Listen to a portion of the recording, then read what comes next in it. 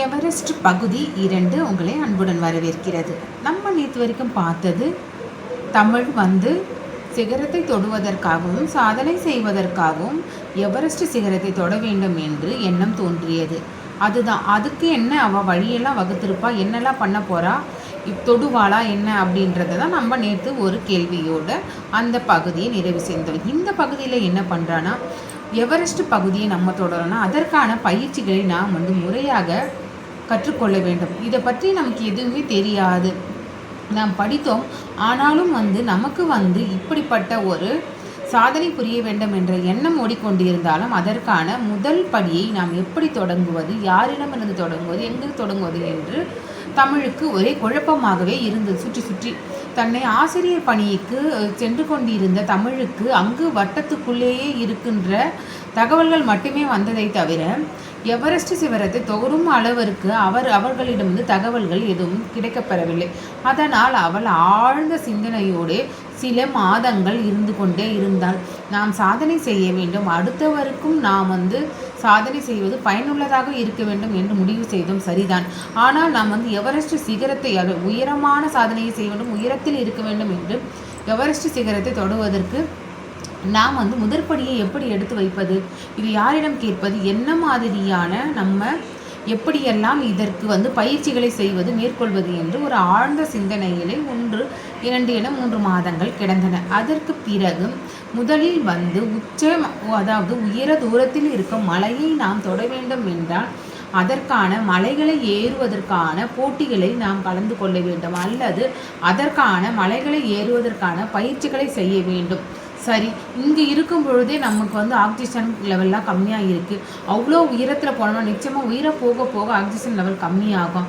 அப்போ அந்த ஆக்சிஜன் பற்றாக்குறையெல்லாம் சமாளிப்பதற்கு நமக்கு அதற்கான உடற்தகுதி முதல் வேண்டும். 2வது மலைகளை ஏறுவதற்கான உடற்தகுதியும் வேண்டும். அப்போ நம்ம என்ன பண்ணணும் அப்படின்னு அவள் யோசிக்கிறாள். உடற்தகுதிகளை வளர்த்து கொள்வதற்கான ஆழ்ந்த சிந்தனைகளை முதல் படியாக அவளுடைய சாதனைக்கு முதற்படியாக உடற்தகுதியை நாம் மேம்படுத்தி கொள்ள வேண்டும்.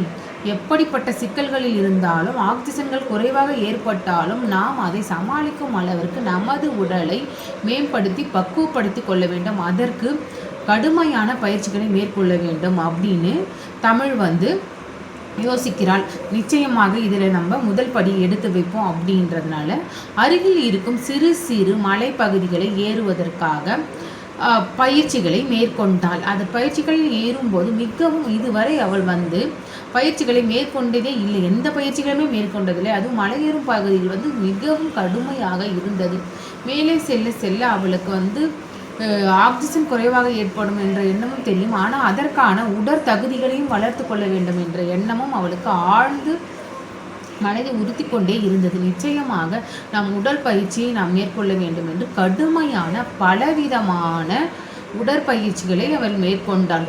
சிறுக சிறுக முதல் நாளிலிருந்து தொடர்ந்து அடுத்தடுத்த படியாக உடற்பயிற்சியை நல்ல கடினமாக உழைத்து மலையை ஏறுவதற்கான முதல் தைரியத்தை மனதிற்குள் கொண்டு வந்தாள். மலையை ஏறுவதற்கான தைரியத்தை கொண்டு வந்து அதற்கு பிறகு உடலை வலுப்படுத்தி அதற்கு பிறகு மிக உயரத்தில் செல்லும் போது ஆக்சிஜன் லெவல் குறையாமல் இருப்பதற்காக பயிற்சிகளையும் மேற்கொள்ள வேண்டும் என்று அவளுக்கு தெரிந்திருந்தது. அதிலே ஆழ்ந்த சிந்தனையிலேயே மிகவும் மெதுவாக சில பயிற்சிகளை தொடர்ந்து செய்து கொண்டே நல்ல உடற்பயிற்சிகளை மேம்படுத்தினாள். பிறகு அருகில் இருக்கும் மலைகளை ஏறுவதற்கு அவள் தயாராகினாள். அருகில் இருந்த மலைகளை ஏற சாதாரண பயிற்சிகளையே மேற்கொண்டு மிகவும் கடினமான பயிற்சிகளை பெற்றாள்.